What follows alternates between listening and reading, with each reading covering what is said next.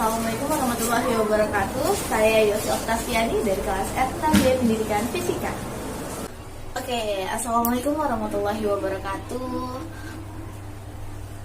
Selamat pagi semuanya, apa kabar? Nah, sebelum kita mulai pelajaran, kita mau absen dulu nih. Tapi absennya coba cek teman sebangkunya, ada yang gak masuk gak? Nah, kalau ada yang gak masuk coba bilang, oh siapa? Vina? Oh, Vina gak masuk kenapa? Oh, sakit. Ada suratnya gak? Boleh, nanti liatin ya. Oke, Vina gak masuk. Ada lagi? Masuk semua. Bagus. Oke. Sebelum memulai pelajaran, alangkah baiknya kita berdoa terlebih dahulu menurut agama dan kepercayaan masing-masing. Berdoa, mulai. Oke, selesai. Terima kasih. Nah, hari ini kita akan mempelajari listrik arus bolak-balik materi fisika kelas 12. Nah, sebelumnya listrik itu berdasarkan arahnya ada yang namanya listrik arus searah atau direct current. Nah, kalau DC ini sumber tegangannya yaitu batu baterai, lalu aki. Sedangkan kalau misalnya alternating current, sumber tegangannya itu bisa dari generator dan listrik PLN.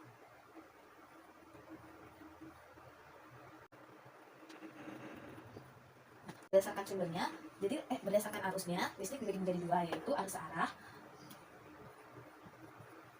dan arus bolak-balik atau alternating current. Bolak-balik atau alternating current adalah ketika arus atau tegangan yang nilainya atau besarnya berubah-ubah terhadap satuan waktu, terhadap waktu ya. Nah, listrik arus bolak-balik ini bentuknya macam-macam, ada gelombang sinusoidal, lalu ada gelombang triangular, dan ada bentuk square. Nah, kalau gelombang sinusoidal sendiri bentuknya seperti ini, lalu yang gelombang triangular yang segitiga-segitiga, dan square wave yang bentuknya kotak-kotak. Lalu ada yang dinamakan alat untuk mengukur listrik bolak-balik atau AC ini, ada yang namanya osiloskop. Osiloskop itu yang biasa ada di rumah sakit, yang bentuknya itu kayak kotak-kotak gitu, nanti ada yang kayak gini. Lalu ada yang namanya amperemeter. Amperemeter itu untuk mengukur besarnya kuat arus listrik. Lalu ada yang namanya voltmeter untuk mengukur tegangan listriknya. Nah, osiloskop ini dapat menentukan besarnya nilai maksimum tegangan maksimum pada layar. Nah, sedangkan amperemeter dan voltmeter ini dapat menentukan nilai efektifnya. Nah, sebelum kita masuk ke soal, kita harus tahu dulu nih hubungan antara nilai maksimum, nilai efektif, dan nilai rata-rata. Nah, untuk hubungannya itu kita cari dulu untuk nilai tegangan maksimum. Tegangan maksimum itu didapat dari tegangan efektif dikali akar 2. Nah, sama seperti nilai tegangan maksimum, arus maksimum juga, ini arus ya, kuat arus maksimum sama dengan arus efektif dikali akar 2. Lalu ada yang namanya tegangan efektif. Tegangan efektif itu dicari dari tegangan maksimum dibagi akar 2, jadi kebalikannya saja. Lalu kuat arus efektif yaitu kuat arus maksimum dibagi akar 2. Lalu untuk mencari tegangan rata-rata, kita menggunakan 2 kali tegangan maksimum dibagi pi. Selanjutnya, arus rata-rata dicari dengan 2 kali arus maksimum dibagi pi. Nah, kesimpulan yang kita dapat dari rumus ini, kita bisa menggunakan rumus segitiga pada pi maksimum atau nilai maksimum dengan nilai efektif. Seperti ini. Kita gambar segitiga, misalnya di atasnya ini V maksimum atau nilai maksimum ya. Kita ganti dengan N. Nah, nilai maksimum dibagi nilai efektif. Nah, ini akar 2. Jadi kesimpulannya, kalau misalnya kita mau ganti nilai maksimum, misalnya tegangan maksimum, kita tutup nilai ini, lalu kita ganti dengan VEF kali akar 2. Sama kan? Nah, kalau kita ingin mencari nilai arus efektif, misalnya arus, berarti I maksimum dibagi, kalau ke bawah ini dibagi ya, dibagi akar 2. I efektif sama dengan I maksimum dibagi akar 2. 22 sama kan. Jadi kesimpulannya gampangnya kayak gini, kita menghafal rumus segitiga saja. Oke, lalu ada yang namanya persamaan umum ini. Persamaan umum listrik arus bolak-balik yaitu V sama dengan V max sin omega T. Sama arusnya juga I sama dengan I max sin omega T. Nah, untuk ketenangannya kita bisa lihat V ini tegangannya. Nah, V max adalah tegangan maksimumnya sin omega T. Nah, omega ini didapat dari frekuensi radian yang satuannya radian per sekon. Omega ini juga kita bisa mendapatkannya dari nilai W sama dengan 2 PF. Oke. Lalu ada yang namanya T. T ini selang waktu. Jadi kalau misalnya satunya sekon. Jadi kalau misalnya ada arus yang dalam waktu tertentu, kita bisa menggunakan sin omega T.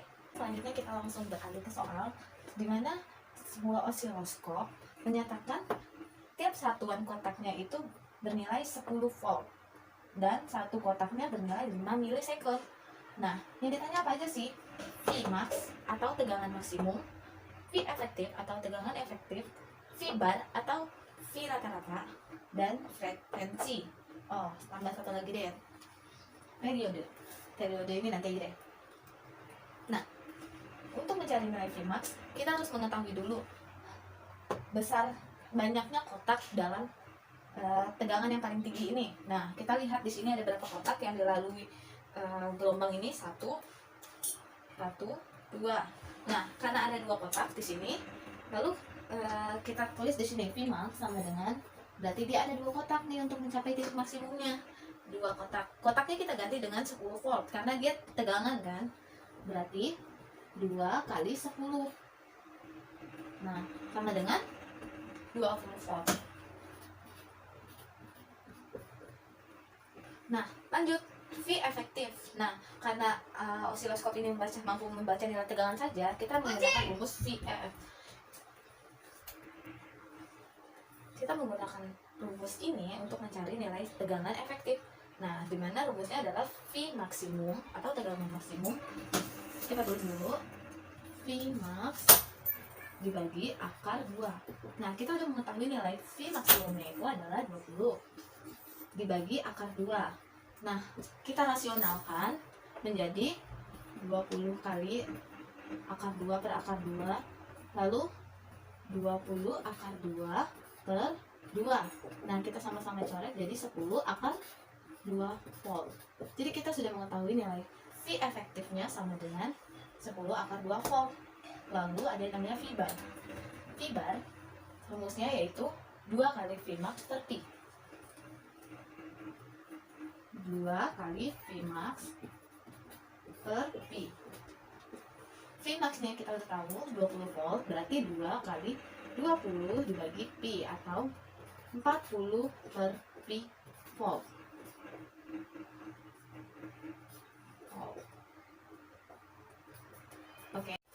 Oke, selanjutnya kita akan mencari nilai frekuensi. Besarnya frekuensi didapat dari banyaknya tegangan dibagi waktu atau banyaknya getaran. Nilai frekuensi didapat dari banyaknya getaran dibagi waktu. Getaran ini kita hitung ya, dari sini ke getaran itu, satu getaran itu terdiri dari atas satu puncak dan satu lembah. Kita hitung dari sini ke sini 1. Nah, dari sini ke sini setengah kan, jadinya 1,5 getaran. Kita tulis dulu rumusnya, F sama dengan N per T. N nya adalah tadi 1,5 kan dengan getarannya, lalu ada T. Waktunya itu kan 5, satu kotaknya. Kita harus menghitung kotaknya terlebih dahulu. Nah, ini ada 1, 2, 3, 4.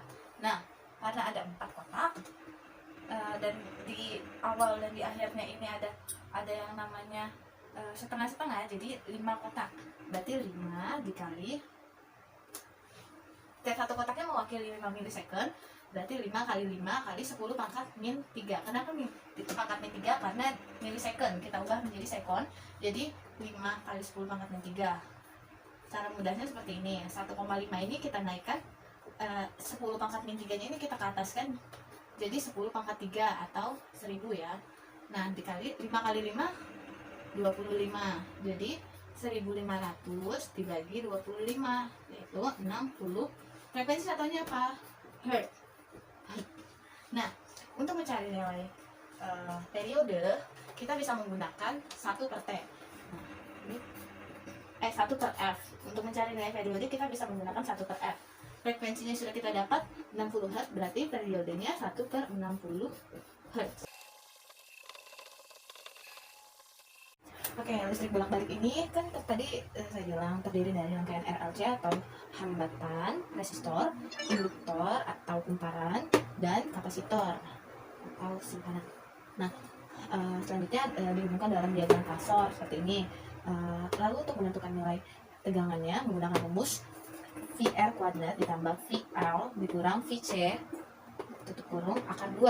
Nah, V ini tegangan, VR kuadrat adalah tegangan pada rangkaian R, VL adalah tegangan pada rangkaian L, VC adalah tegangan pada rangkaian C atau kapasitornya. Nah, untuk mencari Z ini adalah impedansi. Impedansi adalah hambatan total dari keseluruhan.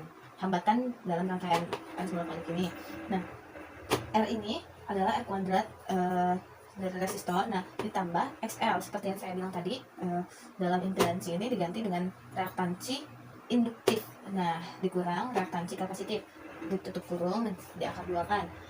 Nah, untuk mencari nilai arus pada rangkaian listrik bolak-balik bisa menggunakan tegangan dibagi impedansi. Kenapa impedansi? Karena menggunakan hambatan total keseluruhan dari rangkaian arus bolak-balik ini RLC. Nah, pada rangkaian resistor bisa menggunakan tegangan pada resistor dibagi hambatan itu sendiri atau resistornya. Pada tegangan induktif bisa menggunakan VL per XL atau tegangan induktif dibagi reaktansi induktif. Pada tegangan pada kuat arus kapasitif menggunakan rumus tegangan kapasitif dibagi reaktansi kapasitif. Oke. Nah, untuk nilai Z-nya sendiri itu disebut impedansi, di mana satuannya sudah ohm ya. Nah, sifat RLC itu ada yang namanya induktif, di mana pada rangkaian tersebut reaktansi induktifnya lebih besar daripada reaktansi kapasitif. Sedangkan pada sifat RLC yang bersifat kapasitif bernilai reaktansi kapasitifnya lebih besar daripada reaktansi induktif. Sedangkan pada rangkaian resonansi nilainya sama, reaktansi induktif dan reaktansi kapasitifnya. Lalu untuk mencari nilai frekuensi sudut atau W atau omega bisa menggunakan rumus XC per XL. Nah, ini menggunakan persamaan awalnya XC per XL karena terjadinya pada rangkaian resonansi saja. Nah, jika dijabarkan lagi, XC ini kan rumus reaktansi kapasitif diganti dengan 1 per W omega C. Nah, XL nya diganti dengan omega L. Jika dikelompokkan, pindah ruas, W nya ini pindah ke atas, jadi omega nya ini dikuadratkan kan, W nya pindah ke atas. Nah, L nya ini sama C bergabung di sini. Lalu untuk rumus omega sama dengan 1 per akar CL atau kapasitor. Dan cari nilai frekuensi resonansi kita menggunakan rumus omega kuadrat per 1 omega kuadrat sama dengan 1 per LC dari rumus frekuensi sudut ini. Cuman kita jabarkan menjadi 2πr kuadrat sama dengan 1 per LC kayak biasa. Nah, kita tinggal pindah ruasin, jadinya frekuensinya dikeluarin, jadi frekuensi sama dengan 1 per 2pi akar 1 per LC. Nah, untuk mencari nilai periode atau T, hanya kembalikan dari frekuensi atau 1 per frekuensi, dimana kita tinggal pindah ruas tukeran atas sama bawahnya aja. Kalau pecahan 2pi per akar LC.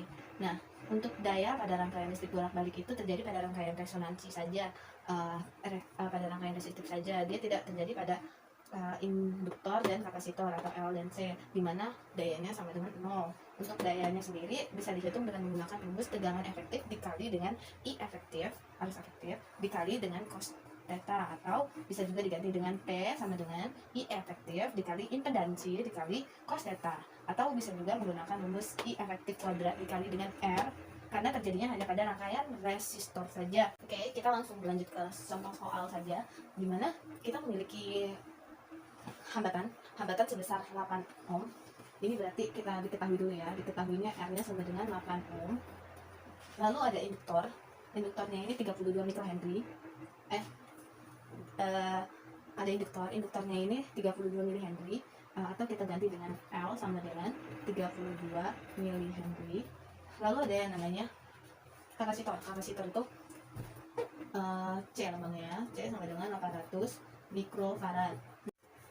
Nah, sekarang untuk mencari nilai Z-nya ini, sebelumnya kita harus mengubah satuannya dulu ya agar tidak lupa. yang tadinya milih Henry kita ubah menjadi Henry saja, jadinya 32 kali 10 pangkat min 3 Henry. Lalu ada yang namanya kapasitornya 800 mikrofarad, itu diubah menjadi farad, jadi 800 kali 10 pangkat min 6, atau kita ganti nolnya coret 2 jadinya 8 kali 10 pangkat min 4 farad. Oke, satuannya sudah kita ubah, lanjut kita ke soalnya. Ditanyakannya Z atau impedansinya. Untuk mencari nilai impedansi kita menggunakan rumus R kuadrat tambah L kurang XC kuadrat.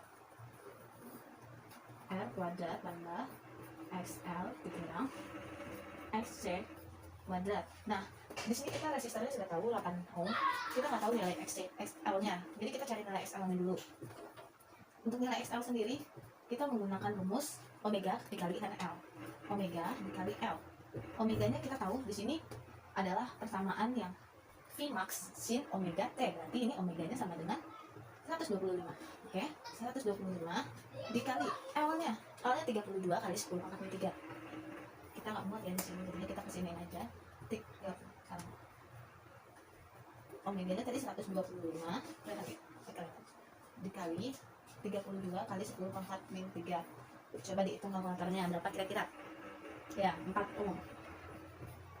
Satuannya ohm, karena ini sudah hambatan ya. Nah, XL-nya kita sudah tahu 4. Sekarang R-nya udah tahu ya.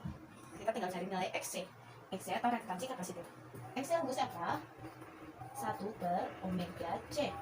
1 per omega. Omega itu tadi berapa? 25. Dikali C-nya. C-nya 8 kali 10 pangkat min 4 farad. 8 kali 10 pangkat min 4. 125 kali 8 kali 10 pangkat min 4 itu 0,1. Coba dihitung kalkulatornya. 1 dibagi 0,1 tinggal kebalikannya doang ya. 10. Satuannya sama juga ohm. Lalu kita masukkan deh nilainya.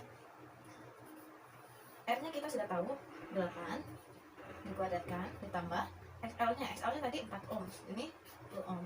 Berarti 4 dikurang 10 dikuadratkan. Nah, 8 kuadrat itu 8 kali 8 64 ditambah 4 kurang 10. 4 kurang 10 itu min 6. Min 6 dikuadratkan langsung jadinya 36. Min ketemu min jadi pas ya. 36. Akar dari 64 tambah 36 yaitu 100. Akar dari 100 10. 10 berarti hambatan totalnya atau Z-nya adalah sama dengan 10 ohm. Lanjut, kita untuk mengukur arus.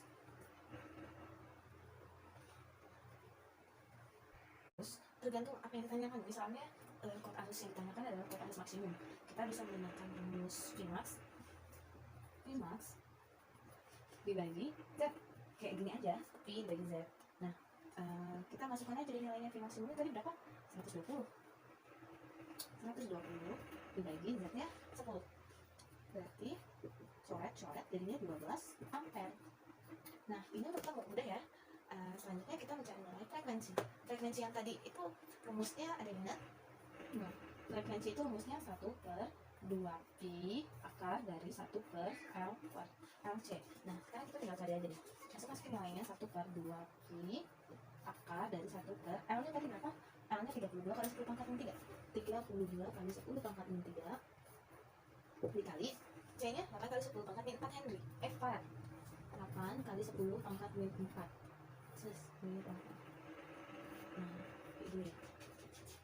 Nah, kita tinggal tulis aja biar gampangnya. 1 per sekitaran 2,56 kali 10 pangkat min 5. Kurang lebihnya segitu ya. Hertz satuannya, karena satuannya frekuensi adalah hertz. Nah, kita udah tahu nih nilai impedansinya 10 ohm, arusnya 12 ampere, dan frekuensinya adalah 1 per 2 pi akar dari 1 per 2,56 kali 10 pangkat min 5 hertz. Bisa dihitung sendiri kalau misalnya mau nilai bilangan bulatannya sekitar 98 komaan. Nah, gimana? Mudah kan pelajaran hari ini? Tadi kita sudah belajar mengenai rangkaian listrik arus bolak-balik, mengenai rangkaian yang terdapat di dalamnya, sifatnya, bentuknya, manfaatnya, dan sumber tegangannya. Lalu kita mengetahui menentukan nilai frekuensi sudut, rangkaian RLC-nya itu gimana? Ada yang mau ditanyakan sampai sini?